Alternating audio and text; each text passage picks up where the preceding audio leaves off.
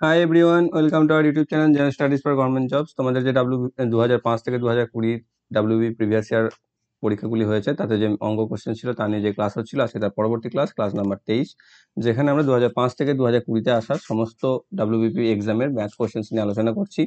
যেখানে আমরা দেখো 1 থেকে 11 পর্যন্ত যে পরীক্ষাগুলি হয়ে গেছে, মানে তোমাদের 2005 থেকে একদম 2018-র লেডি কনস্টেবল মেন্স পর্যন্ত, তো সেগুলো তোমাদের হয়ে গেছে। যারা যারা এখনো সেই ভিডিওটি দেখোনি, আমাদের এই ভিডিও ডেসক্রিপশন বক্সে সেই ভিডিও প্লেলিস্ট লিঙ্ক দেওয়া থাকবে, সেখান থেকে তোমরা দেখে নেবে। আর আজকে আমরা যেটা করছি সেটা হচ্ছে ডাব্লিউবিপি কনস্টেবল প্রিলিমিনারি 2018-এর কোয়েশ্চেন, যেখানে আমরা মোট টোটাল 30টি অঙ্ক থাকে, তার মধ্যে 15টি করে দুটি ক্লাসে করে নেবো। আজকে প্রথম 15টি আলোচনা করব। তো এই ভিডিও রিলেটেড ইনফরমেশন এবং পিডিএফ এর জন্য তোমাদের Telegram channel জবসকি academy, Facebook page জবসকি academy এবং Facebook group general studies for government jobs join হয়ে যাবে। সেখানে ভিডিও রিলেটেড ইনফরমেশন এবং পিডিএফ প্রোভাইড করে দেওয়া হয়ে থাকে। তো আজকের এই প্রথম অঙ্ক দেখো কি রয়েছে, ডাব্লিউবি কনস্টেবল প্রিলিমিনারি 2018-এর যে 5 অঙ্কের কোন বৃহত্তম সংখ্যা 315 দ্বারা বিভাজ্য দিয়ে এখানে 5 অঙ্কের 4টে সংখ্যা দিয়ে দিয়েছে। একটা হচ্ছে 99,875, 99,855, 99,985 এবং 99,835। তো এটা কি করবে, তুমি দেখো প্রত্যেককে যদি 315 দিয়ে ভাগ করতে করতে যাও তাহলে তুমি উত্তর বার করতে পারবে, কিন্তু সেটাতে একটু টাইম লেগে যাবে। তো সেক্ষেত্রে আমাকে কি করতে হবে, সেটা হচ্ছে 315 যে সংখ্যাটা আমাকে দিয়েছে সেটিকে আমি প্রথমে উৎপাদকে বিশ্লেষণ করবো। দেখো এটা যেহেতু 5 আছে তো 5 দিয়ে প্রথমে যাবে, 5 6 30, 5 3 15, তারপরে এটা যাবে 3 দিয়ে, আবার যাবে 3 দিয়ে। ওকে, তার মানে কি দেখো, এই সংখ্যাটি যে 5 অঙ্কের বৃহত্তম সংখ্যাটি পাবো সেটি 5 3 7, অর্থাৎ 3 3 9, 3 5 15 সমস্ত কিছু দিয়ে বিভাজ্য হবে। এবার দেখো 3 বা 9-এর ক্ষেত্রে আমরা একটা ফর্মুলা জানি যে কোনো একটি সংখ্যা যদি 9 দিয়ে বিভাজ্য হয়, যেমন এখানে 3 × 3 রয়েছে না, বা 3ই যদি ধরে না, তো 3 দিয়ে যদি বিভাজ্য হয় তাহলে তার অঙ্ক দুটি যোগফল করে যে সংখ্যাটা আমি পাবো সেটাও 3 দ্বারা বিভাজ্য হবে। তো আমাদের এখানে কি কাজ রয়েছে, দেখো প্রত্যেকটি শেষে 5 আছে, মানে 5 দিয়ে তো বিভাজ্য যাবেই, তো 5 দিয়ে আমি কিন্তু বার করতে পারবো না উত্তরটি। তো এরপরে 3 রয়েছে, তো 3 দিয়ে যদি বিভাজ্য হতে হয় তাহলে অঙ্কগুলির যোগফলও 3 দ্বারা বিভাজ্য হতে হবে। তো এই ক্ষেত্রে প্রথম সংখ্যাটি দেখো, প্রথম 9 9 রয়েছে, এটা তো 3 দিয়ে বিভাজ্য হয়েই যাবে, তো 9 9 গুলোকে তুমি বাদ দিয়ে দাও। পরবর্তী 8 7 5 এইগুলোকে যোগ করো। দেখো 8 7 আর 5 যোগ করলে 7 আর 5 12, 12 আর 8 20। দেখো 20টিকে কি 3 দিয়ে ভাগ যায়? যাবে না, তাই তো। 20 আর এখানে 9 9 18, 20 আর 18 38 আসছে এখানে, তাই না? তো 9 9 18, 18 আর 8 26, 26 আর 12 38, তাহলে এখানে টোটাল 38 আছে, যেটা দেখো 9 দিয়ে কিন্তু ভাগ যায় না, বা 3 দিয়ে যায়। 3 দিয়ে গেলে 9 দিয়ে, সরি 9 দিয়ে গেলে 3 দিয়েও যাবে। দেন দ্বিতীয়টাতে দেখো কি আসছে, 9 আর 9 18, প্রথম তুমি 9 গুলোকে বাদও দিতে পারো। তারপরে 8 আর 5 13, 13 আর 5 18, এখানে আমি 18 পাচ্ছি এই তিনটেকে যোগ করে, তার সাথে 18 যোগ করলে আমি পেয়ে যাবো, এই 9 9 যোগ করলে পেয়ে যাবো আরো 18, মানে হয়ে যাবে 36। ঠিক আছে, তো তুমি শুধু এখানে এই লাস্ট তিনটে, যেহেতু প্রথম দুটো 9 সব জায়গাতেই রয়েছে, তো সেটাকে বাদ দিয়েও করতে পারো, বা যেহেতু 9 3 দিয়ে ভাগ যায় সেই জন্য বাদ দিতে পারো। তো লাস্ট তিনটিরও করতে পারো। এই ক্ষেত্রে কেবলমাত্র না হলে সমস্তটা করতে হবে, এবং আমি সমস্তটাই টুকছি এখানে, যেটা দেখো 36 এসছে। 36 কিন্তু দেখো 3 দিয়ে ভাগ যায়। পরবর্তী ক্ষেত্রে দেখো কি রয়েছে, 3টে 9, 3 9 27, 27 আর এখানে 13, 27 আর 13 হচ্ছে 40, যেটা 3 দিয়ে ভাগ যায় না। চতুর্থ ক্ষেত্রে কি রয়েছে, 9 9 18, 18 আর 8 26, 26 আর 8 34। তাহলে আমি কি পেলাম, দেখো এখানে 34, এটাও 3 দিয়ে ভাগ যায় না, তাহলে 3 দিয়ে এটা যায় না, 40 এটাও যায় না, এটাও যায় না, কেবলমাত্র এই 36 যেটা রয়েছে সেটাই যায়। তার মানে দেখো যদি 315 দিয়ে বিভাজ্য হতে হয় তাহলে 3 দ্বারাও বিভাজ্য হতে হবে, এবং 3 দ্বারা বিভাজ্য হতে হলে কেবলমাত্র এই বি নাম্বারটি 3 দ্বারা বিভাজ্য হচ্ছে। তো সেই ক্ষেত্রে অপশন বি হচ্ছে এটি সঠিক উত্তর। তোমরা প্রথম যখন করবে তখন একটু তোমাকে বলতে হবে, যেমন আমি তোমাদেরকে এখন বললাম যে এটাকে কিভাবে বোঝানোর জন্য। পরবর্তী ক্ষেত্রে দেখবে এটা খুব ইজিলি, খুব তাড়াতাড়ি তোমরা করতে পারবে। কেবলমাত্র অঙ্কগুলোর যোগফলটি যদি 3 দ্বারা বিভাজ্য হয়, তার মানে সংখ্যাটি 3 দ্বারা বিভাজ্য। অর্থাৎ এখানে 36 বেরিয়েছে দেখো অপশন বি এর ক্ষেত্রে, সেটি যেহেতু 3 দ্বারা বিভাজ্য, অতএব টোটাল সংখ্যা 99,855, সেটিও 3 দ্বারা বিভাজ্য। এবং 315 দ্বারা বিভাজ্য হতে হলে 3 দ্বারা বিভাজ্য হতে হবে, যেটা আমরা উৎপাদক বিশ্লেষণ করে পেয়ে গেলাম। যেহেতু 3 দ্বারা আমি পেয়ে গেলাম, তো সেহেতু একটাই পেলাম। যদি 3 দ্বারা আমি দুটো পেতাম, ধরো এখানে আমি সংখ্যা এ এবং ডি, সরি বি এবং ডি দুটোই 3 দ্বারা যাচ্ছে, আমি এরকমই যোগ পেয়েছি, সেক্ষেত্রে আমাকে 7 দিয়ে আবার চেক করতে হতো। কিন্তু যেহেতু আমি একটাই পেয়েছি, তো 7কে আমার চেক করার কোনো প্রয়োজন নেই, আমি সরাসরি বলে দিতে পারি যে অপশন বি হচ্ছে এটির সঠিক উত্তর। নেক্সট অঙ্ক দেখো কি রয়েছে, একটা সিম্পলিফিকেশনের বা তোমাদের মান নির্ণয় দিয়েছে, সরি মান নির্ণয় অঙ্ক দিয়েছে, যেখানে দেখো এখানে বদমাস যে আমাদের ফর্মুলাটা জানি সেই ফর্মুলা প্রয়োগ করে করতে হবে। এবং এখানে এর অর্থ হচ্ছে গুণ, কিন্তু গুণ চিহ্ন থাকলে তার আগে ভাগ হয়। আমরা জানি প্রথমে ডিভিশন হয়, তারপর মাল্টিপ্লিকেশন হয়, তারপর হচ্ছে যোগ হয় এবং লাস্টে বিয়োগ হয়। তো সেক্ষেত্রে আমাদের যে ফর্মুলা এখানে যেটা রয়েছে দেখো, সেক্ষেত্রে কিন্তু এই এর কাজ সবার আগে হয়। যেমন আমরা দেখেছি যে ব্র্যাকেটের বাইরে যদি কোনো সাইন না দেওয়া থাকে, যেমন এইরকম যদি থাকে, তাহলে এইখানে তোমার যোগ থাকুক, বিয়োগ থাকুক, গুণ থাকুক, ভাগ থাকুক, যা থাকুক না কেন, যেমন এখানে যদি থাকতো 10 ভাজিত এটা, তাহলে কিন্তু এই 10 ভাজিত 2 এটা আগে হবে না, আগে হয়ে যাবে 2 গুণিত 5, কারণ এখানে গুণটা, কারণ আমরা জানি যে ভাগ আগে হয়, কিন্তু এইরকম ক্ষেত্রে বা এরকম পরিস্থিতিতে এই গুণটা আগে হবে। ঠিক এর ক্ষেত্রেও সেই রকম, আগে ভাগ থাকুক বা তার আগের থেকে বেশি প্রায়োরিটিপূর্ণ কিছু থাকলেও যদি এর থাকে, তো সেই কাজটাকে আমাকে সবার ফার্স্ট করতে হবে। তো প্রথমে ওপরে লবের ক্ষেত্রে দেখো, হাফ ভাজিত হাফের হাফ দিয়েছে, অর্থাৎ হাফ ইন্টু হাফ, এটা যদি আমি করি তাহলে পেয়ে যাচ্ছি 1/4, তাহলে হাফ ভাজিত হবে 1/4 ডিভাইডেড বাই হাফ প্লাস হাফের হাফ, মানে এখানেও আমি পেয়ে যাব 1/4। এই দুটোকে আমি করলে কি পাবো, হাফ ভাজিত 4 মানে হচ্ছে হাফ ইন্টু 4/1, যেখানে আমি কেটে পেয়ে যাচ্ছি 2, ওপরে পাচ্ছি আমি 2, আর নিচেতে আমি কি পাবো, হাফ ভাজিত যুক্ত 4, মানে এখানে তুমি লসাগু পাবে 4, এখানে 2 আর 1 মানে হচ্ছে 3/4, মানে এখানে পাচ্ছি আমি 2 ইন্টু 4/3 সমান 8/3 বা 2 পূর্ণ 2/3। তাহলে এটি হচ্ছে আমার উত্তর, 2 পূর্ণ 2/3 নিশ্চয়ই আছে। দেখো অপশন সি হচ্ছে এটির সঠিক উত্তর। যদি এখানে এর না থেকে গুণ চিহ্ন থাকতো, তাহলে হাফ ভাজিত হাফ এটি আগে হতো, কিন্তু যেহেতু এর দিয়ে দিয়েছে নাকি গুণ চিহ্ন, তো সেই ক্ষেত্রে এর কাজ সবসময় আগে হবে এবং সেই জন্য এর উত্তর হচ্ছে অপশন সি, 2 পূর্ণ 2/3। নেক্সট অঙ্ক, একটি ঘড়ির ঘন্টার কাঁটা ও মিনিটের কাঁটার গতিবেগের অনুপাত কত? এটা দেখো, এটা করতে হয় না, এই অঙ্কটিকে তুমি না করেই করতে পারবে, খুব সোজা। একটা ঘন্টার কাঁটাকে দেখো 12 থেকে 1-এর ঘরে বা 1 ঘন্টা হতে গেলে ঘন্টার কাঁটাটাকে মিনিটের কাঁটাটাকে কতটা ঘুরতে হয়, এবং 12 থেকে পুনরায় আবার 12তে ফিরে আসতে হয়, টোটাল 12 ঘর ঘুরতে হয়, তবে গিয়ে মিনিটের কাঁটাটা 1 ঘর ঘোরে। তো আমি যদি এখানে দেখো, যদি বুঝতে না পারো, আমি যদি একটা ঘড়ি আঁকি, ঘড়ি আঁকবো না, এখানে 12, 3, 6, 9, এখানে 1, 2, এইটুকুই আমি আঁকলাম। তো এইটা ধরে নাও ঘন্টার কাঁটা ছিল, ওকে। তো আর এখানেই ধরো মিনিটের কাঁটাটাও ছিল, তো মিনিটের কাঁটাটাকে দেখো এখানে পুরো পাক্ষে, অর্থাৎ পুরো পাক্ষে আবার এখানে আসতে হবে, তবে গিয়ে ঘন্টার কাঁটাটা এখানে আসবে, তাই না? তবে গিয়ে ঘন্টার কাঁটাটা এখানে আসবে, অর্থাৎ মিনিটের কাঁটাকে পুরো 12 ঘর ঘুরতে হচ্ছে, তবে গিয়ে ঘন্টার কাঁটাটা 12 থেকে 1-এর ঘরে আসবে, কারণ আমরা জানি তো যে 1 ঘন্টাতে 60 মিনিট, এবং 60 মিনিট করতে হলে মিনিটকে পুরো ঘরটি ঘুরতে হচ্ছে।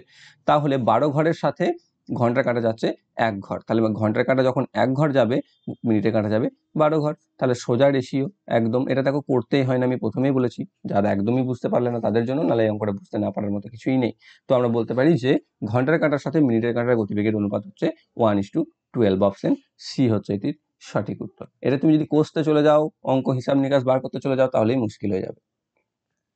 নেক্সট অঙ্ক, কিছু পরিমাণ টাকা সরল সুদে ঋণ দিলে 2 বছরের জন্য 720 টাকা এবং তারপর আরো 5 বছরের জন্য 1020 টাকা যথাক্রমে সুদাসল হয়, শতকরা বার্ষিক সুদের হার কত? অর্থাৎ কিছু পরিমাণ টাকা সে সরল সুদের বা সিম্পল ইন্টারেস্ট রেটে ধার নিয়েছে, যার জন্য 2 বছরে তার সুদ আসল হচ্ছে 720 টাকা। তাহলে 2 বছরে সুদ আসল, সুদ প্লাস আসল হচ্ছে 720। আর কি বলছে, তারপর আরো 5 বছরের জন্য, মানে টোটাল প্রথমে 2 বছর ছিল, তারপর আরো 5 বছরের জন্য যদি হয়, তাহলে টোটাল কত বছর, 2 + 5 মানে হবে 7 বছরের জন্য সুদ আসল কত হচ্ছে 1020 টাকা, সরি। তাহলে আমি যদি এই দুটোকে বিয়োগ করি, দেখো নিচেতে 7, ওপরে 2 লিখেছি, কিন্তু আমরা চাইলে বিয়োগটা তো করতেই পারি, তাই না? ওখানে আমার লেখা ছিল, উচিত ছিল ওপরে বড়টি নিচে ছোটটি, কিন্তু যদি আমি বিয়োগ করি তাহলে আমি পেয়ে যাচ্ছি যে 5 বছরের সুদ কেবলমাত্র, কারণ আসলটি দেখো কাটা যাবে, কারণ আসলটি তো দুটোতেই সেম ছিল, সেই জন্য আসল চলে যাবে এবং আমি পেয়ে যাবো 5 বছরের সুদ 1020 মাইনাস 720, 1020 মাইনাস 720, যেখান থেকে আমি পেয়ে যাচ্ছি 300। তাহলে 5 বছরের সুদ আমি পেলাম 300 টাকা। 5 বছরের সুদ হচ্ছে 300 টাকা হয়, তাহলে এবার যেখানটাতে খুশি তুমি বসাতে পারো এটাকে। এখানে যেহেতু 2 বছরের আর 7 বছরের আছে, সেই জন্য 2 বছরের বা 7 বছরের তোমাকে বার করতে হবে। তাহলে 2 বছরের সুদ কত হবে, 300/5 × 2 মানে হচ্ছে 120। এখানে 5 দিয়ে এটা 60 কাটবে, আর 60 2 × নিয়ে 120 টাকা। তাই 2 বছরের সুদ যদি 120 টাকা হয় তাহলে আসল কত? 2 বছরের সুদ আসল দিয়ে দিয়েছে এখানে 720, সুদ হচ্ছে 120, তাহলে আসল হচ্ছে 720 মাইনাস 120 সমান হচ্ছে 600 টাকা।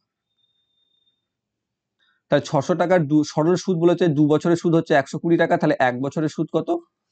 120/2 সমান 60 টাকা। তাহলে 600 টাকার 1 বছরের সুদ যদি 60 টাকা হয় তাহলে 100 বছরের 1 বছরের সুদ কত? এটাই আমাকে বার করতে চেয়েছে, শতকরা হার বার করতে চেয়েছে। মানে হচ্ছে 100/600 ইন্টু 60, কেটে যাবে এখানে 10%।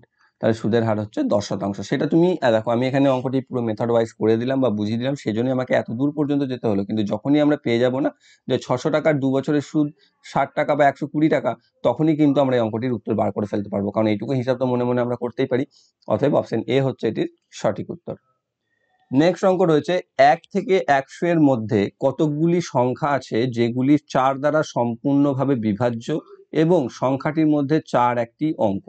তো এটা ঠিক অঙ্কের পর্যায়ে পড়ে না, এটিকে তুমি রিজনিং এর ক্ষেত্রে ধরতে পারো, যেখানে 1 থেকে 100 এর মধ্যে তোমাকে এমন কিছু 4 এর গুণিতক বা 4 দ্বারা বিভাজ্য সংখ্যা খুঁজতে হবে যাদের মধ্যে 4 একটি অঙ্ক হচ্ছে। যেমন ধরো 4-এর একটা গুণিতক কি, যে 4 আমি যদি লিখি তাহলে 4 হচ্ছে একটা সংখ্যা যাকে 4 দিয়ে ভাগ যায়, আবার এতে 4ও রয়েছে। দ্বিতীয় ক্ষেত্রে দেখো আবার পাচ্ছ আমি 4, তারপরে 8 যেখানে 4 নেই, তারপর 12 যেখানে 4 নেই, তারপর 16 যেখানে 4 নেই, তারপর 20 সেখানে নেই, তারপর আবার 24।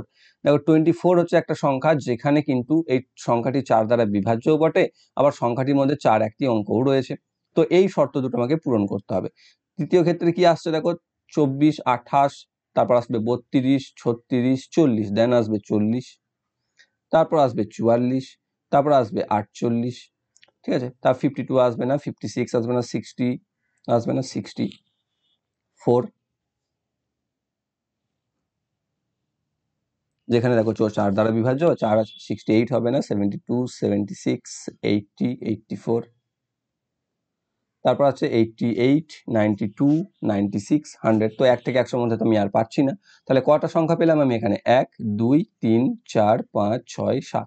তাহলে এই 7টি সংখ্যা হচ্ছে এমন যেটি 4 দ্বারা বিভাজ্যও বটে, আবার যে সংখ্যাগুলিতে 4 একটি অঙ্ক হিসাবেও বর্তমান। অতএব সংখ্যা কয়টি? অপশন ডি হচ্ছে এটির সঠিক উত্তর। তো এটা তোমাদের ম্যাথের মধ্যে ঠিক পড়ে না, এটা রিজনিং এর মধ্যেই চলে যাবে। নেক্সট অঙ্ক, দুটি সংখ্যার অনুপাত 2:3। যদি সংখ্যা দুটির প্রত্যেকটিতে 8 যোগ করা হয় তবে তাদের অনুপাত হবে 3:4। সংখ্যা দুটি কত? তো সংখ্যা দুটির অনুপাত যদি 2:3 হয়, আমি ধরে নিলাম যে সংখ্যাটি হচ্ছে একটি 2x আর একটা হচ্ছে 3x। এবার কি হচ্ছে, উভয় পদের সাথে যদি আমি 8 যোগ করে দিই, অর্থাৎ এর সাথেও 8 যোগ করলাম, এর সাথেও 8 যোগ করলাম, দিয়ে আমার কি হলো, রেশিওটা দাঁড়িয়ে গেল 3:4 বা 3/4। এই হচ্ছে আমাদের শর্ত। এবার তোমাকে এখানে ক্যালকুলেশন করে ফেলো, 4 দিয়ে এটাকে গুণ করে দাও, বা 3 দিয়ে এটাকে, 3 3 9x plus 24 equal to 8x plus 32। এখান থেকে আমরা কি পেয়ে যাচ্ছি, যে দেখো 8x এদিকে চলে আসবে মাইনাস হয়ে, তার মানে পড়ে থাকছে শুধু x, আর এদিকে 24 এদিকে চলে যাবে মাইনাস হয়ে, মানে 24 আর 32 থেকে 24 বাদলে পড়ে থাকছে 8। তাহলে x ইকুয়াল টু 8। আমাকে সংখ্যা দুটি বার করতে বলেছে, সংখ্যা দুটি আমি কি ধরেছিলাম, 2x and 3x। তাহলে x সমান যদি 8 হয় তাহলে 2x হচ্ছে 2 into 8 মানে হচ্ছে 16, আর 3 into x 3 into 8 মানে হচ্ছে 24। তাহলে সংখ্যা দুটি হচ্ছে 16 আর 24। দেখো আছে নিশ্চয়ই, অপশন সি হচ্ছে এটির সঠিক উত্তর। যে দুটি সংখ্যার অনুপাত যদি 2:3 হয় এবং সংখ্যা দুটি প্রত্যেকটিতে 8 যোগ করা হলে যদি তাদের অনুপাত 3:4 হয়ে যায়, তাহলে সংখ্যা দুটি হচ্ছে 16 and 24। নেক্সট অঙ্ক, 28টি জিনিস বিক্রয় করে একজন ব্যক্তি 4টি জিনিসের বিক্রয় মূল্যের সমান লাভ করেন, শতকরা লাভের হার কত? দেখো লাভ সবসময় কিন্তু আমরা ক্রয় মূল্যের উপরে ধরি, অর্থাৎ তুমি যদি 100 টাকায় জিনিসটা কেনো, নিয়ে যদি 100 টাকায় বিক্রি করো, তবে বলবো কিন্তু 20% লাভ করলে। ঠিক আছে, অর্থাৎ তুমি যদি 120 টাকাতে বিক্রি করলে, ধরো 120 টাকাটা তোমার বিক্রয় মূল্য হলো, এটা আমরা কখনো বলিনি যে 120 টাকায় সে 20 টাকা লাভ করলো বা 20% লাভ করলো। আমরা সবসময় বলি যে কস্ট, যেটা প্রাইস বা সিপি যেটাকে আমরা বলি, সেই কস্ট প্রাইসের উপর সবসময় আমাকে লাভ হয়। তাহলে এখানে আমাকেও 28টি জিনিসের বিক্রয় করার কথা বলে দিয়েছে, অর্থাৎ ধরে নাও যে 28টি জিনিসের বিক্রয় মূল্য হচ্ছে 28 টাকায়, একটি 1 টাকা করেই পিস। ওকে, তাহলে 28 টাকা যদি হয়ে থাকে, সেক্ষেত্রে আমি কি করলাম, যে 4টি জিনিসের বিক্রয় মূল্য সেটা হচ্ছে 4 টাকা, যেহেতু আমি 1 ইউনিট করে বা 1 টাকা করেই ধরেছি, সরি, তাহলে লাভ করে অর্থাৎ 28 টাকায় বিক্রি করে সে 4 টাকায় লাভ করছে। তাহলে 28 টাকার যে জিনিসটা সে বিক্রি করছে সেটার ক্রয় মূল্য কত? তাহলে এখান থেকে 4 টাকাটা বিয়োগ দিতে হবে ফার্স্ট আমাকে, যেখান থেকে আমি পাবো ক্রয় মূল্য 24 টাকা বা সিপি হচ্ছে 24 টাকা। এটা হচ্ছে এসপি বা সেলিং প্রাইস। তাহলে সেই 24 টাকার জিনিসকে সে 28 টাকায় বিক্রি করে 4 টাকা লাভ করছে। তাহলে সে 24 টাকায় যদি 4 টাকা লাভ করে তাহলে 100 টাকায় কত টাকা লাভ করবে? ইজি হিসাব, 100/24 × 4 কেটে যাবে, এটা 6 মানে হচ্ছে 100/6, এটাকে আবার 50/3 চলে আসবে। 50/3 ইকুয়াল টু হচ্ছে 16 পূর্ণ 2/3%। ওকে, তাহলে তার লাভের হার কত? 16.23%। অপশন এ হচ্ছে এটির সঠিক উত্তর। নেক্সট অঙ্ক দেখো, দুটি লোক ও 7টি বালক একটি কাজ 4 দিনে সম্পন্ন করে। 4টি লোক ও 4টি বালক ওই কাজ 3 দিনে সম্পন্ন করে। একটি লোক ওই কাজ কত দিনে সম্পন্ন করবে? এখানে কাজ কিন্তু ফিক্সড। ওকে, এটা ফার্স্টে তোমাকে ক্লিয়ার করতে হবে যে এখানে কাজের কিন্তু কোনো রকম নড়চড় হয়নি বা পরিবর্তন হয়নি। যে কাজটা 2 জন লোক 7 জন বালক মিলে 4 দিনে করতো, সেই কাজটি 4টি লোক 4টি বালক 3 দিনে করে। আবার সেই কাজটিকেই একটি লোক কত দিনে করবে সেটা আমাকে বার করতে হবে। তাহলে যদি ধরে নাও যে লোক হচ্ছে এম বা ম্যান আর বালক হচ্ছে বি বা বয়, তাহলে প্রথমে দুটো লোক কাজ করছে মানে 2m প্লাস 7টি বালক 7b। কতদিন কাজ? এটা হচ্ছে একদিনে কাজ করছে। কতদিনে শেষ করছে? তাহলে 4 দিনে। এটা হচ্ছে আমাদের মোট কাজ পেয়ে গেলাম। আবার এখানে দ্বিতীয় ক্ষেত্রে কি রয়েছে? 4টি বালক মানে 4টি মানুষ লোক এবং 4টি বালক এরা কাজ করছে। এক্ষেত্রে তারা কাজটা কতদিনে শেষ করছে? 3 দিনে শেষ করছে। তাহলে এখানেও আমি কাজটা পেয়ে গেলাম। তো এই কাজটা যেহেতু সেম, তাহলে এই দুটোকে আমি ইকুয়াল করলাম। এই দুটোকে ইকুয়াল করে আমি কি পেলাম? 8m plus 28b equal to 12m plus 12b। তাহলে এখান থেকে তুমি করে দাও যে 28b থেকে 12bটা এদিকে নিয়ে চলে এসো, তাহলে 12b বাদ দিলে আমি পেয়ে যাচ্ছি 16b ইকুয়াল টু 8mটা ওইদিকে নিয়ে চলে যাও, তাহলে পেয়ে যাচ্ছি 4m। 4 4 16 কেটে যাবে, মানে আমি পেয়ে যাচ্ছি 4b ইকুয়াল টু 1m। মানে হচ্ছে 4টি বালক সমান হচ্ছে একটি লোক। এবার দেখো দ্বিতীয় ক্ষেত্রে যেটা দিয়ে দিয়েছে, অর্থাৎ আমি এখান থেকে আমি জানতে পারলাম যে 4টি বালক যে কাজটা করছে একটি লোকে সেই সমপরিমাণ কাজ করতে পারে। তা দ্বিতীয় ক্ষেত্রে দেখো 4 4 আছে, সেই ক্ষেত্রে আমাকে এটা পুট করাটা বেশি পূর্ণ হয়ে যাবে বা ইজি হয়ে যাবে যে 4টি লোক এবং 4টি বালক। তো এই যে 4টি বালক সমান আমি একটা মানুষ বার করলাম, তো এখানে 4টি বালকের জায়গায় আমি যদি মানুষেরটাই বসিয়ে দিই একটি লোকের যোগ করে, তাহলে 4টি লোক প্লাস একটি লোক করে দিলাম 4টি বালকের জায়গায়, তাহলে 5টি লোক যদি কাজটিকে 3 দিনে শেষ করতে পারে। কি করে বুঝতে পারলে 5টা কোত্থেকে এলো? এখানে 4টি লোক ছিল আর এই 4টি লোকের বদলে আমি একটি লোক ধরে নিলাম, কারণ এখানে আমি বার করেছি অলরেডি যে 4টি লোক বালক সমান হচ্ছে একটি লোক, তাহলে একটি লোক আমি যোগ করলাম, তাহলে টোটাল হয়ে গেল 5টি লোক। 5টি লোক কাজটি শেষ করছে কত দিনে? 3 দিনে। 5টি লোক যদি 3 দিনে শেষ করে তাহলে একটি লোক কত দিনে শেষ করবে? সিম্পল, 5 দিনে 15 দিনে।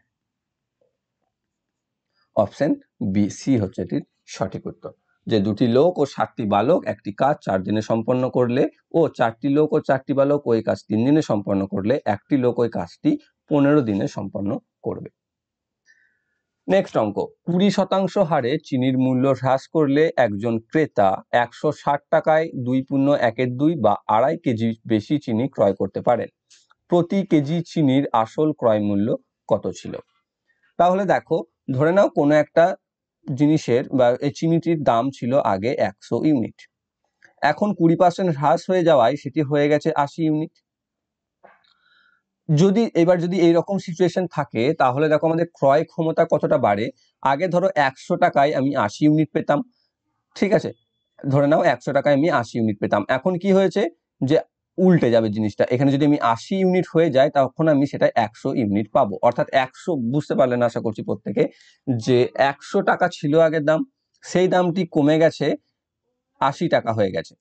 ওকে, তাহলে 80 টাকা হয়ে গেলে তখন কি হয়, তাদের ঠিক জিনিসটা রিভার্স হয়ে যায়। অর্থাৎ আগে যদি আমি 100 টাকা খরচা করে 80 ইউনিট পেতাম, তাহলে এখন আমি 80 টাকা খরচা করে 100 ইউনিটই পাবো। অর্থাৎ আমাদের ক্রয় ক্ষমতাটা রিভার্স সম্পর্কে থাকে সবসময়, যে প্রথমে 100 ছিল, 20% কমে গেল, তাহলে হয়ে গেল 80, মানে আমার ক্রয় ক্ষমতা কিন্তু এখানে চলে আসবে 80 যখন ছিল এখন হয়ে যাবে 100। তাহলে এই যে ডিফারেন্সটা কত হচ্ছে, দেখো আমি কিনতে কতটা বেশি পাচ্ছি, এখানে 20 ইউনিট। বেশি কিনতে পারছি না এই 20% দাম কমে যাওয়ার জন্য। 100 টাকা ছিল 80 টাকা হয়ে গেছে, সেই জন্য আমি যখন 80 ইউনিট পেতাম এখন আমি 100 ইউনিট কিনতে পারছি। তাহলে এই 20 ইউনিটটা বেশি কিনতে পারতাম, যেটা এখানে দেওয়া আছে কত, 2.5 বা 20 ইউনিট সমান হচ্ছে, তার মানে আমাকে বলতে হবে যে 20 ইউনিট ইকুয়াল টু হচ্ছে 2.1/2। তাহলে আমার এখানে ক্রয় মূল্য কত, 80 ইউনিট। তাহলে 80 ইউনিট সমান কত, 4 গুণ, যেহেতু 80 20, তাহলে এখানে 4 দিয়ে গুণ মানে হচ্ছে 10 কেজি, এখানে 2.5 কেজি ছিল। তাহলে আমার ক্রয় মূল্য যেটা ছিল বা হলো 20% লেস হয়ে 160 টাকা থেকে, মানে সরি 100 টাকা থেকে 80 টাকা, তখন আমার দেখো এখানে 80 ইউনিট পেলাম, সেটাতে আমি পেয়ে যাচ্ছি তখন 10 কেজি। তাই টোটাল যদি আমি মাল 10 কেজি পেয়ে থাকি, তাহলে দাম কত ছিল, মোট 160 টাকা আমি খরচা করেছিলাম। তাহলে 160 টাকায় পেয়েছিলাম 10 কেজি, ভাগ করে দাও, তাহলে আমি পেয়ে যাচ্ছি 16 টাকা পার কেজি আমাদের দাম বা আসল মূল্য। যদি বুঝতে না পারো থাকো, আর একবার আমি বলছি, মন দিয়ে শুনে নাও। যে প্রথমে দাম ছিল 100 টাকা, সেটি দাম কমে গেল 20%, তার জন্য হয়ে গেল 80 টাকা, এবং কমে যাওয়ার জন্য আমাদের ক্রয় ক্ষমতা বেড়ে গেল। কতটা বাড়বে সেটা হচ্ছে এদের রিভার্স সিস্টেমে, অর্থাৎ যদি আমি আগে 80 ইউনিট পেতাম, এখন আমি 100 ইউনিট পাবো, অর্থাৎ 20 ইউনিট বেশি পাবো। এবং সেই বেশিটা এখানে দেওয়া আছে যে 2.5 কিলোগ্রাম। তাহলে 2.5 কিলোগ্রাম যদি আমি বেশি পাই, তাহলে 20 ইউনিট ইকুয়াল টু হচ্ছে 2.5 কিলোগ্রাম। তাহলে আমার যেটা ক্রয় মূল্য সেটা হচ্ছে 80 ইউনিট। তাহলে 80 ইউনিট সমান কত পাচ্ছি, যে 110 কেজি। তাহলে 10 কেজিটা আমি কিনতাম কত টাকা দিয়ে, 160 টাকা দিয়ে। তাহলে প্রতি কেজি ক্রয় মূল্য কত, 160 ভাজিত 10 সমান হচ্ছে 16 টাকা। অতএব অপশন এ হচ্ছে এটির সঠিক উত্তর। নেক্সট অঙ্ক, সকাল 10টার সময় আর এবং এস যথাক্রমে 3 কিলোমিটার প্রতি ঘন্টা এবং 4 কিলোমিটার প্রতি ঘন্টা বেগে পরস্পরের দিকে যাত্রা শুরু করে। যাত্রা শুরুর সময় যদি তাদের মধ্যেকার দূরত্ব 17.5 কিলোমিটার হয়, তবে তারা কোন সময়ে পরস্পরের সাথে মিলিত হবে। অর্থাৎ এখানে কি বলেছে, যে প্রথম এ থেকে ধরো বি এর দিকে সে যাচ্ছে, যাদের মিডিলের ডিস্টেন্স আমি জানি না, এ যাচ্ছে 3 কিলোমিটার, তাই তো, হ্যাঁ 3 কিলোমিটার প্রতি ঘন্টা বেগে, আর এ আসছে 4 কিলোমিটার প্রতি ঘন্টা বেগে। তাহলে দেখো এরা যারা মিট করছে এখানে, এবং তাদের মধ্যেকার দূরত্ব তখন কত হচ্ছে, 3 + 4, ধরো না 1 ঘন্টা করে যাচ্ছে, 1 ঘন্টায় এর যাবে 4 কিলোমিটার, এ যাবে 3 কিলোমিটার, মধ্যেকার দূরত্ব আসছে 7 কিলোমিটার। তাহলে 1 ঘন্টা যদি তাদের যাওয়া হয়, তাহলে তাদের মধ্যেকার দূরত্ব হচ্ছে 7 কিলোমিটার। আর এখানে মধ্যেকার দূরত্ব কত দেওয়া আছে, 17.5, সরি 17.5।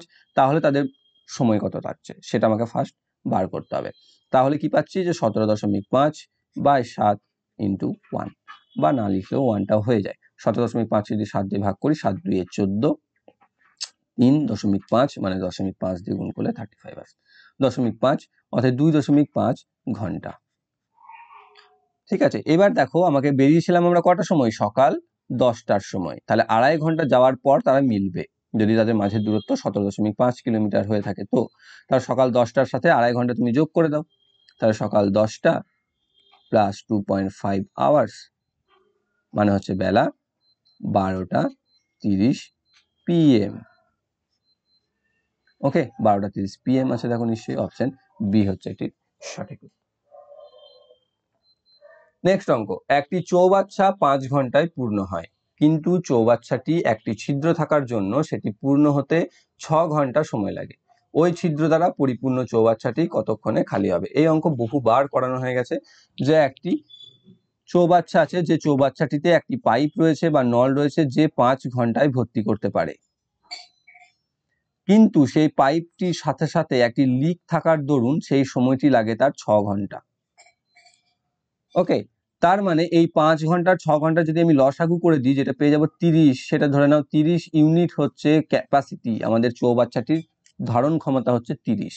ধারণ ক্ষমতা যদি 30 হয়, তাহলে শুধু পাইপটি 1 ঘন্টায় কত ভরবে, 5 ঘন্টা যদি সময় লাগে, তাহলে 30/5 মানে হচ্ছে 6 ইউনিট 1 ঘন্টায় ভরবে। অন্যদিকে লিক প্লাস পাইপ এরা সময় লাগাচ্ছে কত, 6 ঘন্টা, মানে 1 ঘন্টায় ভরবে 5 ইউনিট। তাহলে এদের মধ্যে ডিফারেন্সটা কত ক্রিয়েট হচ্ছে, 1 ইউনিটের ডিফারেন্স ক্রিয়েট হচ্ছে কত সময়ে, 1 ঘন্টার সময়। তাহলে 1 ঘন্টাতে, কারণ কি হচ্ছে, কারণ সেই টাইমটাতে লিক বাবুমশাই কিছু একটা জল বার করে দিচ্ছে, তার জন্যই 1 ইউনিট সেই বার করে দিচ্ছে। তাহলে 1 ইউনিট জল বার করছে, কত সময় লাগাচ্ছে সে, 1 ঘন্টা। তাহলে 1 ঘন্টায় সে 1 ইউনিট জল বার করছে। তাহলে 30 ইউনিট জল মানে যেটা আমরা ক্যাপাসিটি ধরেছি সেটি বার করতে কত সময় লাগবে? কিছুই অঙ্কটে নেই, 30 ঘন্টা উত্তর। 1 ঘন্টাতে যেহেতু 1 ইউনিট, তাহলে 30 ইউনিট করতে 30 ঘন্টা সময় লাগবে। অপশন এ হচ্ছে এটির সঠিক উত্তর। খুব সহজ। নেক্সট অঙ্ক, একটি লোক কোনো নদী সোজাসুজি বা পারপেন্ডিকুলারলি অতিক্রম করতে চান। স্থির জলে নদীটি অতিক্রম করতে 4 মিনিট সময় এবং স্রোতের প্রতিকূলে 5 মিনিট সময় নেন। যদি নদীটি 100 মিটার চওড়া হয় তবে স্রোতের বেগ কত ছিল? অর্থাৎ এখান থেকে ধরে নাও এটা একটা নদীর কিনারা, এদিকে আর একটা নদীর কিনারা, যার মাঝামাঝি দূরত্বটা হচ্ছে 100 মিটার। এবার কোনো ব্যক্তি সে নিজের সাঁতরে হোক চাই বোট নিয়ে হোক, যখন নদীটি স্থির অর্থাৎ জলে কোনো রকম স্রোত নেই, তখন এই 100 মিটার যেতে তার 4 মিনিট সময় লাগে। অর্থাৎ তখন গতিবেগ কত ছিল তার? স্থির জলে গতিবেগ ছিল 100/4 সমান 25 মিটার প্রতি মিনিট। কিন্তু যখন আপস্ট্রিমে যায় বা স্রোতের প্রতিকূলে যায়, যখন স্রোত বাড়ে, তখন তার গতিবেগ কত হয়? 5 মিনিট সময় লাগে তার, মানে 100/5 সমান হচ্ছে 20 মিটার প্রতি মিনিট। তাহলে এটা কি হচ্ছে? এটা দেখো ম্যান প্লাস স্ট্রিম বা স্রোতের গতিবেগ, আর এটা হচ্ছে কেবলমাত্র মানুষের গতিবেগ। তাহলে এই গতিবেগটা থেকে যদি আমি বাদ দিয়ে দিই, তাহলে আমরা স্রোতের গতিবেগটা পেয়ে যাব। স্রোতের গতিবেগ তাহলে আমি কত পাচ্ছি? স্ট্রিমের গতিবেগ 5 মিটার, 25 থেকে 20 বাদ দিলে 5 মিটার প্রতি মিনিটে। তাহলে আমার এখানে দেখো ঘন্টাতে দেওয়া আছে, তাহলে মিনিটকে ঘন্টা করতে গেলে কি করতে হয়? 60 দিয়ে গুণ করে দিতে হয়। তো 5 মিটারটাকে তুমি 60 দিয়ে গুণ করে দাও, 5 × 60 মানে হচ্ছে 300, অতএব পেয়ে যাচ্ছি 300 মিটার প্রতি ঘন্টা। তাহলে স্রোতের গতিবেগ কত পেলাম? 300 মিটার প্রতি ঘন্টা। অপশন সি হচ্ছে এটির সঠিক উত্তর। নেক্সট অঙ্ক, একটি আয়তকার ক্ষেত্রে দুটি বাহুর অনুপাত 3:4 এবং ক্ষেত্রফল 7500 বর্গমিটার হলে প্রতি মিটার 2.5 টাকা হিসাবে মাঠের চতুর্দিকে বেড়া দিতে কত খরচা হবে? চতুর্দিকে বেড়া মানে হচ্ছে আমাকে পরিসীমা বার করতে হবে। ওকে, তাহলে আমাকে পরিসীমা এক্ষেত্রে দরকার। তাহলে আমাকে ফার্স্টে কি বলে দিয়েছে? যে দুটি বাহুর অনুপাত দিয়ে দিয়েছে 3 and 4। তাহলে আমি ধরে নিলাম 3x আর 4x। ক্ষেত্রফলের সূত্র কি? বাহু দৈর্ঘ্য ইন্টু প্রস্থ, তার মধ্যে এটাই একটা দৈর্ঘ্য একটা প্রস্থ। তাহলে হচ্ছে 3x × 4x ইকুয়াল টু হচ্ছে 7500। তাহলে হচ্ছে 12x² ইকুয়াল টু হচ্ছে 7500, বা x² ইকুয়াল টু 7500/12। ভাগ করো, 6 × 12 72, 3 0, 6 12 2 24, 6 5 12 60, 625। অতএব x² ইকুয়াল টু 625, অতএব x ইকুয়াল টু √625 বা 25। তাহলে x যদি 25 হয়, তাহলে বাহু দুটি আমি পেয়ে যাচ্ছি। বাহু হচ্ছে একটা 3 25 75, একটা 4 25 100। তাহলে বাহু দুটি আমি পেয়ে গেলাম, একটা 75, একটা 100। এবার 2.5 টাকা হিসাবে আমাকে হিসাব করতে বলেছে। তাহলে প্রথমে আমাকে পরিসীমা বার করতে হবে। পরিসীমা হচ্ছে 2 × দৈর্ঘ্য প্লাস প্রস্থ, যেটা আমি রয়েছে 100 + 75 বেরিয়ে গেছে, যেটা হচ্ছে 175। 175কে 2 দিয়ে গুণ করলে আমি পেয়ে যাব 350। তাহলে 350, এবার 350টা যেহেতু মিটার, তাই তো 350 মিটার হচ্ছে পরিসীমা, প্রতি মিটারে 2.5 টাকা হিসাবে খরচা, মানে এটাকে তুমি 2.5 দিয়ে গুণ করে দাও। গুণ করে দিলে আমরা কত পাবো? 350কে 2 দিয়ে গুণ করলে 700, 700 আর 350 175 অর্ধেক, মানে হচ্ছে 875 টাকা। মোট খরচা হচ্ছে তাহলে 875 টাকা। অপশন ডি হচ্ছে এটির সঠিক উত্তর। নেক্সট অঙ্ক, কোন সম্পত্তির 0.36 অংশের মূল্য হচ্ছে 14,400 টাকা, তাহলে সমস্ত সম্পত্তির মূল্য কত? তাহলে আমরা জানি যে অংশের ক্ষেত্রে আমাকে ধরে নিতে হয় যে সমস্ত অংশ সমান 1। তাহলে 1 অংশের মান আমাকে বার করতে হবে, যেখানে 0.36 এর মান দেওয়া আছে। তাহলে আমরা সিম্পলি করতে পারি যে 0.36 এর অংশের দাম যদি 14,400 হয়, তাহলে 1 অংশের দাম কত? একটা যেহেতু বেশি, তাহলে হয়ে যাবে 14,400 ডিভাইডেড বাই 0.36, দশমিক তুলে দিলে পাবো আমি 14,400 × 100/36। 36কে দেখো 144 দিয়ে 12 দিয়ে কাটতে পারো, 12 12 144, 12 3, এখানে পেয়ে যাবে 3 4, মানে এখানে পেয়ে যাচ্ছি আমি 400। 400কে যদি আমি 100 দিয়ে গুণ করে দিই, তাহলে আমি পেয়ে যাবো 40,000। তাহলে সমস্ত সম্পত্তির মূল্য হচ্ছে 40,000 টাকা। অপশন সি হচ্ছে এটির সঠিক উত্তর। নেক্সট এবং আজকে শেষ অঙ্ক, যে 12টি পেন্সিলের ক্রয় মূল্য যদি 10টি পেন্সিলের বিক্রয় মূল্যের সমান হয়, 12টি পেন্সিলের ক্রয় মূল্য যদি 10টি পেন্সিলের ক্রয় মূল্যের সমান হয়, তাহলে শতকরা লাভের হার কত? অর্থাৎ কি বলছে যে 12টি পেন্সিলের কস্ট প্রাইস সেটি হচ্ছে 10টি পেন্সিলের সেলিং প্রাইসের সমান, তবে শতকরা লাভ বা গেইন পার্সেন্টেজ কত? 20%, 25%, 18% নাকি 16.23%? তাহলে এখানে দেখো যে 10টি পেন্সিলের বিক্রয় মূল্য, আমি এখানেও তাই ধরে নিলাম যে 12টি পেন্সিলের ক্রয় মূল্য 10টি পেন্সিলের বিক্রয় মূল্যের সমান। তার 10টি পেন্সিলের বিক্রয় মূল্য সেটা হচ্ছে 10টি পেন্সিলকে বিক্রয় করছি যত টাকায়, 12টি পেন্সিল কিনছি তত টাকায়। তার 10টি পেন্সিলের যদি ধরে নাও 12টি পেন্সিলের ক্রয় মূল্য হচ্ছে 12 টাকা। প্রথমে এটা ধরো যে 12টি পেন্সিলের